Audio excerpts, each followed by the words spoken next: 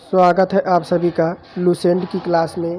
तो देखिए, इसमें आज हम आपको करंट भी पढ़ाएंगे और देखिए अति महत्वपूर्ण प्रश्नों का सीरीज होने वाला है, जो कि आपका कोई भी एग्ज़ाम हो, चाहे आपका रेलवे हो, एसएससी हो, पुलिस हो, आपके हर एग्ज़ाम में लूसेंट एक ऐसी बुक है जहां से अगर आपने लूसेंट की तैयारी कर ली तो आप कोई भी एग्ज़ाम क्रैक कर सकते हैं। तो चलिए इसी के साथ शुरू करते हैं और अंत तक बने रहिए। आपके महत्वपूर्ण प्रश्नों की सीरीज आज के क्वेश्चन में होने वाली है। तो देखिए पहला क्वेश्चन क्या कह रहा है। कह रहा है कि कणों की तरंग प्रकृति किसने स्थापित की। ऑप्शन में है आपका, देखिए ऑप्शन में है डी ब्रोगली, फार्मी, पाली या क्लार्क मैक्सवेल। तो कणों की तरंग प्रकृति किसने स्थापित की। तो देखिए अगर कणों की बात करें तो देखिए ऑप्शन नंबर हमारा ए हो जाएगा। कौन हो जाएगा, तो डी ब्रोगली। देखिए कणों की तरंग प्रकृति की परिकल्पना डी ब्रोगली द्वारा स्थापित की गई थी, जिसे डी ब्रोगली सिद्धांत के रूप में जाना जाता है। फिर देखिए दूसरा नंबर क्या कह रहा है कि भोजन ऊर्जा को मापने की यूनिट इकाई का नाम क्या है। तो अगर भोजन की बात करें तो भोजन की अगर ऊर्जा को मापने की यूनिट इकाई क्या होती है, तो देखिए ये आपकी जो होती है वह कैलोरी होती है। क्या होती है, तो भोजन को ऊर्जा के रूप में मापने की जो इकाई होती है वह कैलोरी होती है। देखिए विद्युत प्रतिरोध का मात्रक ओम तथा विद्युत सामर्थ्य का मात्रक हार्स पावर होता है। एक हार्स पावर बराबर कितना होता है, तो 746 वॉट होता है। एक हार्स पावर की बात करें तो आपके 746 वॉट होता है। आगे बढ़ते हैं, देखिए क्या कह रहा है। डेसिबल किसका इकाई है। डेसिबल किसका इकाई है। डेसिबल किसका इकाई ऑप्शन में दे रखा है ऊष्मा की तीव्रता की, ध्वनि की तीव्रता की, प्रकाश की तीव्रता की या रेडियो तरंग की। तो देखिए अगर बात करें डेसिबल किसकी इकाई है, ये आपकी जो है वह ध्वनि की तीव्रता मापने की इकाई है। किसकी, तो ध्वनि की तीव्रता मापने की इकाई है। और डेसिबल जो आपका इसे किससे प्रदर्शित करते हैं, तो इसे आपके डीबी से प्रदर्शित करते हैं, यानी डेसिबल इसे डीबी से प्रदर्शित करते हैं। आगे देखिए 4 नंबर क्या कह रहा है। सर्वप्रथम किसने चांदी के सिक्के चलाए थे। तो चांदी के सिक्के सर्वप्रथम किसने चलाए थे। ऑप्शन में है चंद्रगुप्त द्वितीय, जिसे विक्रमादित्य भी कहते थे, स्कंदगुप्त या आपका कुमारगुप्त। तो देखिए अगर चांदी के सिक्के की प्रचलन की बात करें तो इसे चलाने वाला आपका कौन था, तो चंद्रगुप्त द्वितीय, जिसे विक्रमादित्य के नाम से भी जाना जाता है, जिसने आपकी 375 ईसा पूर्व, कब 375 ईसा पूर्व से लेके 415 ईसा पूर्व तक इसने जो है सिक्का चलाया था। इन सिक्कों पर क्या अंकित होता था, तो इन सिक्कों पर जो था वह गरुड़ अंकित रहता था। ऑप्शन नंबर चौथे का भी करेक्ट हो जाएगा। बढ़ते हैं 5वें नंबर की ओर। देखिए क्या कह रहा है कि किस सिख गुरु ने सिख विवाह समारोह की शुरुआत आनंद कारज के नाम से की थी। किस सिख गुरु ने सिख विवाह समारोह की शुरुआत आनंद कारज के रूप में की थी। ऑप्शन में देखिए क्या कह रहा है। ऑप्शन में आपका श्री गुरु नानक देव, श्री गुरु अमरदास, श्री गुरु गोविंद सिंह या श्री गुरु रामदास। तो देखिए अगर बात करें तो सिख गुरु ने विवाह समारोह की किस आनंद कारज की किस सिख गुरु ने शुरुआत की थी, तो आपके ऑप्शन में हो जाएगा बी, श्री गुरु अमरदास जी। देखिए श्री गुरु अमरदास जी सिखों के तीसरे गुरु थे। कौन थे, अगर बात करें श्री गुरु अमरदास के, तो आपके तीसरे गुरु थे और इन्होंने सिख विवाह समारोह की शुरुआत आनंद कारज के नाम से की थी। ऑप्शन नंबर 5 का बी करेक्ट हो जाएगा। और देखिए इसमें आपको हर तरह के क्वेश्चन मिलेंगे। आपको देखिए साइंस हो गया और करंट हो गया और इतिहास भूगोल, यानी हर टॉपिक से आपको लूसेंट से आपके क्वेश्चन मिलेंगे। तो देखिए क्या कह रहा है 6 नंबर कि रदरफोर्ड द्वारा किस प्रयोग ने नाभिक के अस्तित्व को साबित कर दिया। तो देखिए ऑप्शन में है आपका है भू प्रयोग, डबल लिस्ट प्रयोग, ऑयल ड्रॉप प्रयोग या गोल्ड फाइल प्रयोग। तो देखिए ऑप्शन नंबर हो जाएगा डी। ऑप्शन नंबर डी हो जाएगा कि गोल्ड फाइल प्रयोग। देखिए रदरफोर्ड ने गोल्ड फाइल प्रयोग द्वारा नाभिक के अस्तित्व को साबित कर दिया था। किसने, तो रदरफोर्ड ने। 7वां नंबर देखिए क्या कह रहा है कि डैश डैश को छोड़कर निम्नलिखित सभी संघनन बहुलक होते हैं।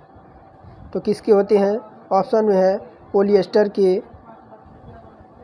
पॉलिएस्टर के या पॉलीप्रोपिलीन के या पॉलीएमाइड के या पॉलीकार्बोनेट के। तो देखिए अगर बात करें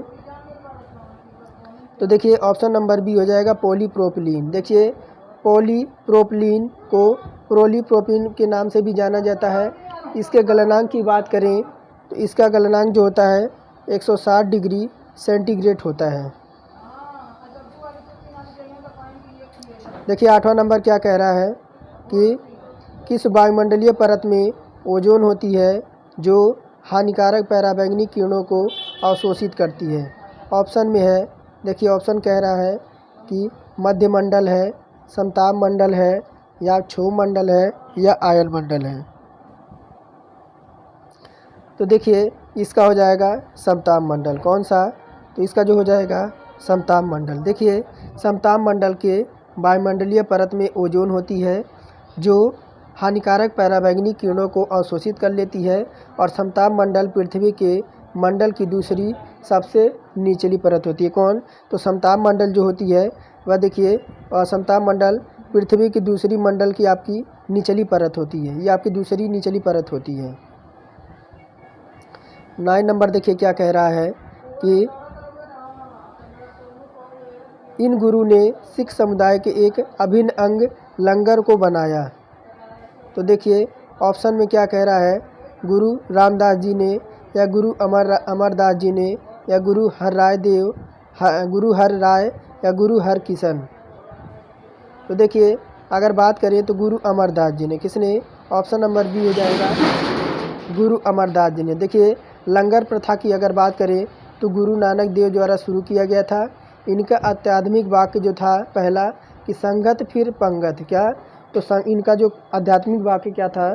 तो संगत फिर पंगत।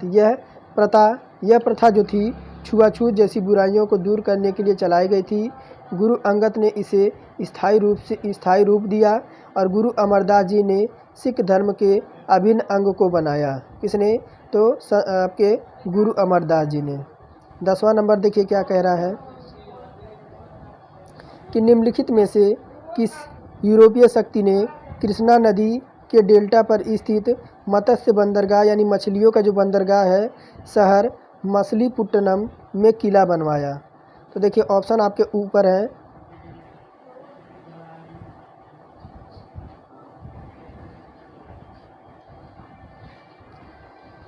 देखिए क्या कह रहा है कि अंग्रेज़ों ने बनवाया था या आपके फ्रेंच ने या स्पेनिश ने या डच ने।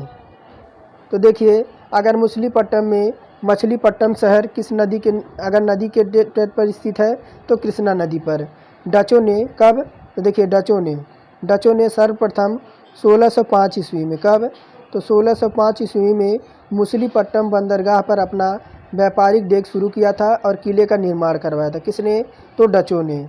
आगे देखिए क्या कह रहा है 11 नंबर, इनमें से कौन सी रचना रविन्द्रनाथ टैगोर द्वारा संगीतबद्ध नहीं की गई है? ऑप्शन में है एकल चलो रे या अमर सोनार बांग्ला या चित जेथा भय शून्य या कदम बढ़ाए जा सकते हैं। तो देखिए आपका 11 का हो जाएगा ऑप्शन नंबर डी, कदम कदम बढ़ाए जाएं। देखिए कदम कदम बढ़ाए जाए नामक रचना रविन्द्रनाथ टैगोर द्वारा संगीतबद्ध नहीं की गई थी। यह सुभाष चंद्र बोस द्वारा संगठित की गई थी। आज़ाद हिंद फौज की तेज कदम ताल गीत था। क्या? तो जब इन्होंने आज़ाद हिंद फौज की गठन की थी सुभाष चंद्र बोस ने तो ये आपके क्या था? तो उस टाइम का तेज कदम यह ताल गीत था। और देखिए आगे 12 नंबर क्या कह रहा है कि महाराष्ट्र के पोला त्यौहार में किस जानवर की पूजा की जाती है? तो देखिए ऑप्शन में है सिंह है, वृषभ है, हाथी है या सर्प है।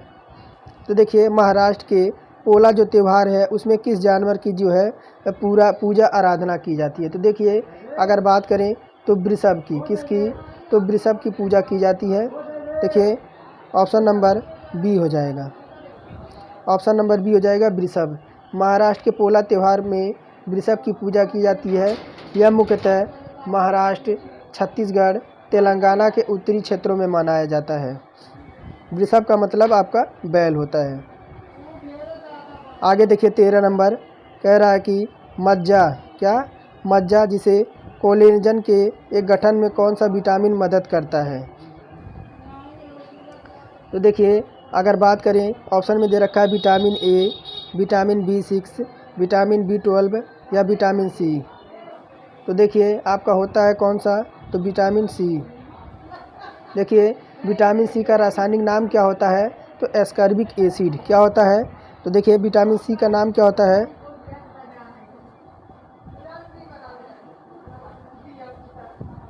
एस्कॉर्बिक एसिड होता है। क्या होता है, एस्कॉर्बिक एसिड होता है और यह जल में विलय विटामिन है। मज्जा के गठन में विटामिन सी आपका मदद करता है। तो देखिए विटामिन सी आपका किस में अधिकतम पाया जाता है, तो आपके खट्टे फलों में। जैसे आपका संतरा जो होता है वो आपका विटामिन सी में, आपका भरपूर संतरे में विटामिन सी पाया जाता है। आगे देखिए 14 नंबर क्या कह रहा है कि अंडे की सफ़ेदी में मौजूद प्रोटीन जो विटामिन B7 के अवशोषण को रोकता है, वह दिए गए विकल्पों में से कौन सा है। ऑप्शन देखिए कह रहा है कि एल्ब्यूमिन है, या ग्लूटामाइन है, या कैरोटीन है, या एविडीन है। तो देखिए 14 का हो जाएगा ऑप्शन नंबर ए, एल्ब्यूमिन हो जाएगा। देखिए अंडे के सफ़ेद में एल्ब्यूमिन प्रोटीन पाया जाता है, जो प्रोटीन B7 के अवशोषण को रोकता है। आगे देखिए 15 नंबर क्या कह रहा है कि सितारा देवी संबंधित किससे हैं। सितारा देवी का संबंध किससे है, तो कथक से है, कथकली से है, ओडिसी से है, या मणिपुर से है। तो देखिए अगर सितारा देवी की संबंध की बात करें, तो सितारा देवी की बात करें तो आपके किससे हैं, तो कथक से हैं। किससे, तो कथक से हैं। देखिए सितारा देवी 1920 ईस्वी में, कब, तो 1920 ईस्वी में, और सन 2014 ईस्वी में भारत के प्रसिद्ध कथक नृत्यांगना थी। इनका जन्म कोलकाता में 1920 में हुआ था। आगे देखिए क्या कह रहा है 16 नंबर कि मुद्रास्फीति। देखिए क्या कह रहा है कि मुद्रास्फीति एक संयोजन है डैश डैश वास्तविक सकल उत्पादक यानी GDP बढ़ता हुआ मूल्य स्तर किसका है।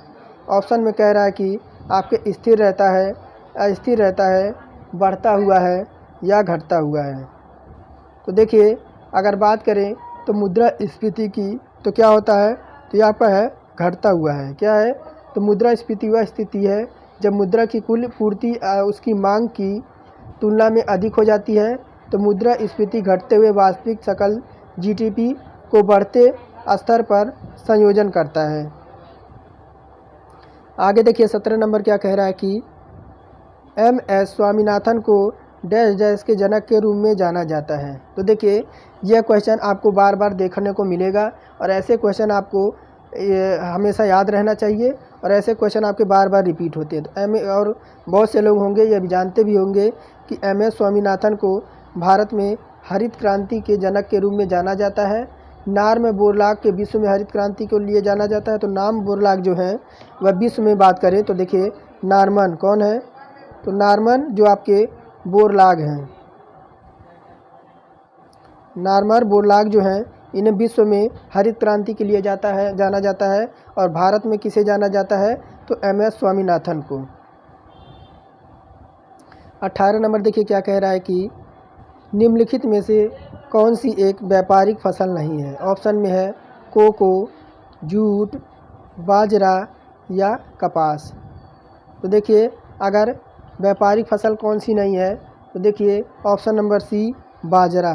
कौन सी, तो बाजरा जो आपकी है वह व्यापारिक फसल नहीं होती है।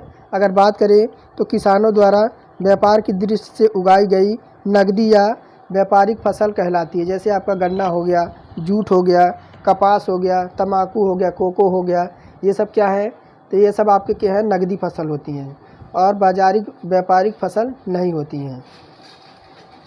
आगे देखिए क्या कह रहा है 19 नंबर, बर्लिन इस देश की राजधानी है। तो बर्लिन किसकी राजधानी है। ऑप्शन में दे रखा है जॉर्जिया, ग्रीस, हंगरी, या जर्मनी। तो बर्लिन किसकी राजधानी है, तो बर्लिन की बात करें तो देखिए बर्लिन जो राजधानी आपकी जर्मनी की, किसकी? बर्लिन राजधानी आपकी जर्मनी की है। और हंगरी किसकी राजधानी है? हंगरी, तो हंगरी आपकी है बुडापेस्ट की, किसकी? तो बुडापेस्ट की राजधानी आपकी कौन है? तो आपकी हंगरी है। और देखिए जॉर्जिया किसकी राजधानी है? तो तिबिलिसी की, किसकी? देखिए तिबिलिसी की राजधानी है जॉर्जिया। और ग्रीस की राजधानी क्या है? तो एथेंस है। क्या है? तो ग्रीस की राजधानी आपकी एथेंस है। तो देखिए बर्लिन की राजधानी जर्मनी हो गई, और जॉर्जिया की राजधानी तिबिलिस हो गई, और हंगरी की राजधानी आपकी बुडापेस्ट हो गई। आगे देखिए 20 नंबर क्या कह रहा है कि फिजी द्वीप समूह किसका अंश है? फिजी द्वीप समूह किसका अंश है? तो देखिए ऑप्शन में क्या दे रखा है?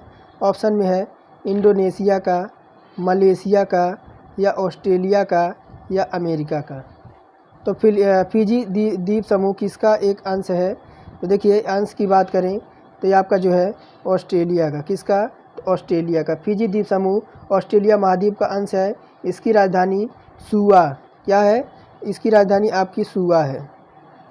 सुआ तथा मौद्रिक इकाई क्या है? तो फिजी है। क्या है? तो फिजी इसकी मौद्रिक इकाई है, यानी डॉलर। और देखिए 21 नंबर कह रहा है कि हिमालय का तीसरा सबसे बड़ा शिखर कौन सा है? तो हिमालय का तीसरा और सबसे बड़ा शिखर कौन सा है? तो देखिए ये जो है आपका है माउंट कंचनजंगा। कौन है? तो माउंट कंचनजंगा, और है जो सिक्किम के उत्तर पश्चिम में नेपाल पर स्थित है। कंचनजंगा विश्व का तीसरे सबसे ऊंची चोटी है। अगर इसकी ऊंचाई की बात करें, इसकी हाइट की बात करें तो ये कितना है? 8598 मीटर। कितना? 8598 मीटर है। आगे देखिए क्या कह रहा है 22 नंबर कि नर्मदा नदी किस घाटी से होकर बहती है? नर्मदा नदी किस घाटी से होकर बहती है? तो देखिए नर्मदा नदी जो है आपकी विंध्य और सतपुड़ा पहाड़ियों से। किससे? तो नर्मदा गुजरात तथा मध्य प्रदेश राज्य में बहने वाली प्रमुख नदियां हैं। यह पूर्व से पश्चिम की ओर बहती है। मैकाल पर्वत के अमरकंटक शिखर से यह उत्पन्न होती है। ऑप्शन नंबर हमारा 22 का सी करेक्ट हो जाएगा। देखिए 23 नंबर क्या कह रहा है कि कौन सी रेखा भारत और पाकिस्तान के बीच की सीमा को तय करती है?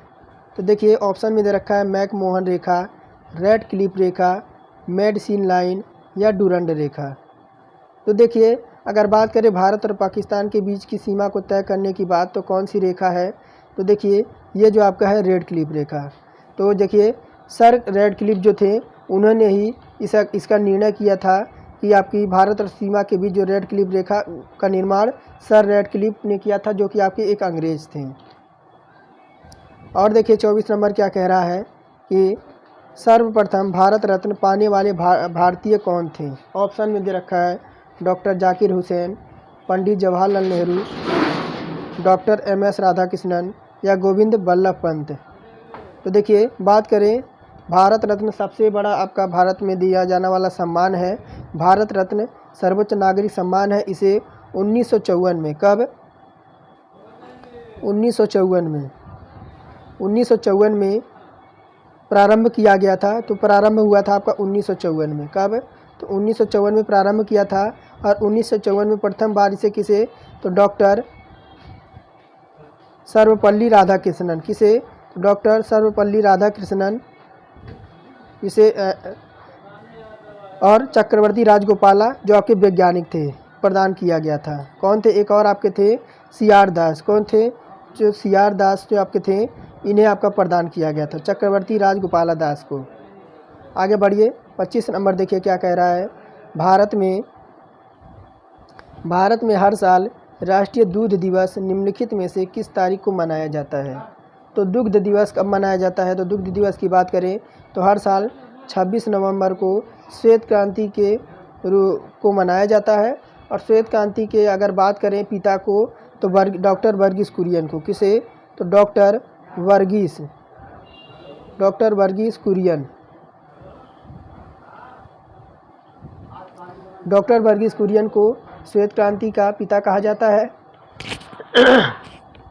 और यह उनके जन्म दिवस पर मनाया जाता है और देश भर में राष्ट्रीय दुग्ध दिवस मनाया जाता है। और पहला राष्ट्रीय दुग्ध दिवस आपका कब मनाया गया था? तो 2014 में। अगर पहले की बात करें तो सर्वप्रथम आपका जो आपके श्वेत क्रांति का जो आपका मनाया गया था दुग्ध दिवस, वो आपका 2014 में मनाया जाता है। 2014 से इसकी शुरुआत हुई थी। और देखिए 26 नंबर क्या कह रहा है कि किसकी आत्मकथा का शीर्षक गोल है? तो मेजर ध्यानचंद हैं, या बाइचिंग भूटिया हैं, या पेले हैं, या डेविड बेकहम हैं। तो देखिए अगर किसकी आत्मकथा का शीर्षक गोल है तो देखिए 26 का हो जाएगा मेजर ध्यानचंद का। किसका? तो मेजर ध्यानचंद का, जिन्हें हॉकी का जादूगर भी कहा जाता है। और देखिए मेजर ध्यानचंद भारत के भूतपूर्व हॉकी खिलाड़ी एवं कप्तान थे। मेजर ध्यानचंद की आत्मकथा के शीर्षक कौन है? तो गोल है। और देखिए कह रहा है कि भारतीय संविधान का कौन सा अनुच्छेद नए राज्यों के गठन के विषय में है? तो देखिए तो आपके नए राज्यों के गठन के रूप में बात करें तो कौन सा अनुच्छेद है? तो अनुच्छेद आपका 3 है। देखिए भारतीय अनुच्छेद के 3 के अनुसार संसद के नए राज्यों का निर्माण और वर्तमान राज्यों के क्षेत्रों, सीमाओं या नामों में परिवर्तन करने का अधिकार है। किसे? तो अनुच्छेद 3 के अंतर्गत। 28 नंबर देखिए क्या कह रहा है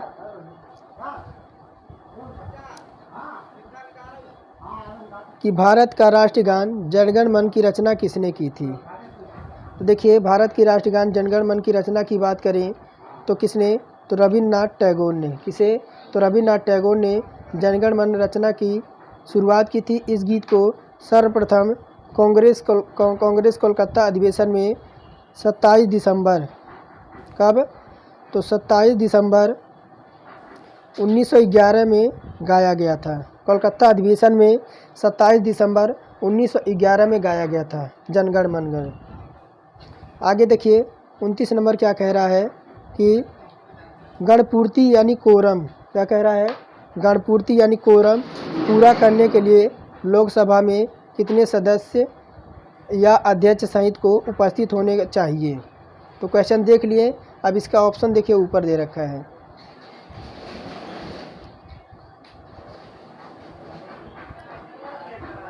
तो देखिए इसका जो हो जाएगा 29 का, तो ऑप्शन नंबर बी 55 लोकसभा सदस्य चाहिए। कितने?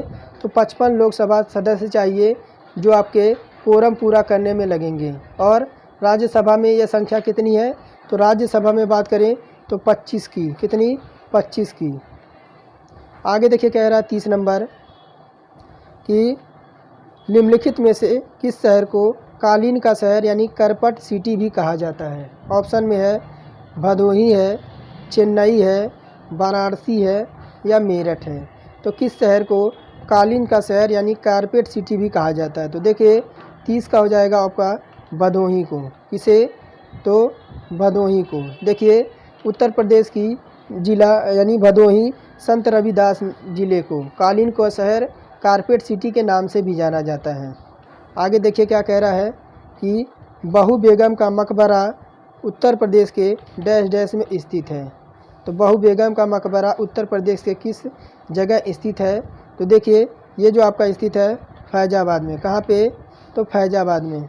देखिए बहू बेगम का मकबरा उत्तर प्रदेश के फैजाबाद ज़िले में स्थित है। इसका निर्माण नवाब शुजा उद दौला ने अपनी प्रिय बेगम उमजातु हर्रा उर्फ बहू बेगम की याद में 1816 में निर्माण कराया था। और देखिए क्या कह रहा है 32 नंबर कि उत्तर प्रदेश की कुल आबादी भारत की आबादी का डैश डैश % है। तो अगर देखिए उत्तर प्रदेश की राजधानी का जो है कि कितना % जो आपका है पूरे भारत की है। तो देखिए उत्तर प्रदेश में अगर टोटल बात करें तो 2011वीं जनगणना के अनुसार कितनी? तो 2011 की जनगणना के अनुसार देखें तो 15वीं जनगणना संपन्न हुई है, जिसके अंतिम आंकड़े में बात करें तो देखिए आपके 16.4 यानी इतना केवल आपके उत्तर प्रदेश में ही निवास करती है। और देखिए 33 नंबर क्या कह रहा है कि स्वतंत्रता के बाद उत्तर प्रदेश के पहली राज्यपाल कौन थी? तो स्वतंत्रता के बाद जो आपकी उत्तर प्रदेश की पहली राज्यपाल थी या आपके कौन थे? तो देखिए आपके कौन थे, तो 33 का हो जाएगा option B, option number B, Sarojini Naidu. कौन थी? तो सरोजनी नायडू जो थी वह आपकी राज्यपाल थी। कौन थी? तो राज्यपाल थी जो 1947 से आपकी 1949 इन्हें बनाया गया था। वह भारतीय राष्ट्रीय कांग्रेस की अध्यक्ष महिला वाली प्रथम महिला अध्यक्ष थी। और देखिए 34 नंबर कह रहा है कि उत्तर प्रदेश राजकीय रेलवे पुलिस में कुल कितने अनुभाग हैं? उत्तर प्रदेश राजकीय रेलवे पुलिस में कुल कितने अनुभाग हैं? तो देखिए अनुभाग की बात करें तो टोटल 6 अनुभाग हैं। टोटल 6 अनुभाग हैं। कौन कौन से? एक तो आपका मुरादाबाद है। कौन सा है? मुरादाबाद है। मुरादाबाद है। दूसरा आपका कौन सा है? तो आपका लखनऊ है। लखनऊ है। तीसरा आपका गोरखपुर है। और कौन सा है? उसके बाद आपका प्रयागराज है। उसके बाद कौन सा है? तो आगरा है। उसके बाद कौन सा है? एक आपका झांसी है। ये 6 आपके जो है अनुभाग है आपके यूपी पुलिस के।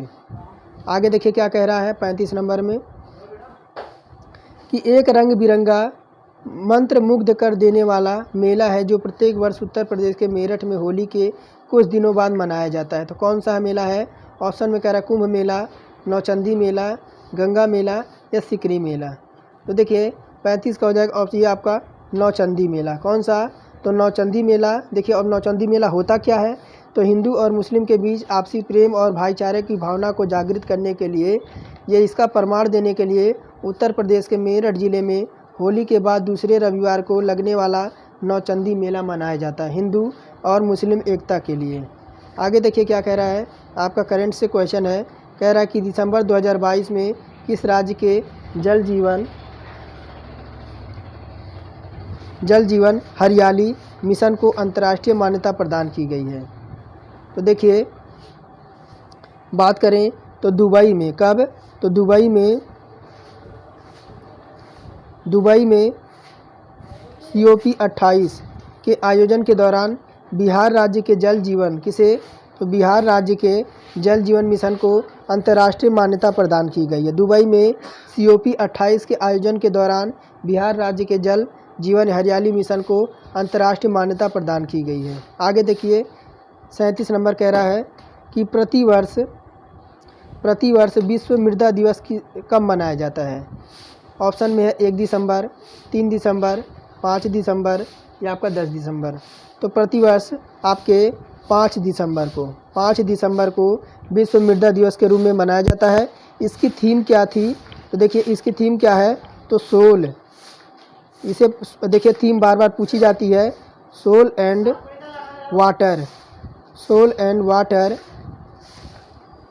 ए सोर्स ऑफ लाइफ। क्या है? A source of life.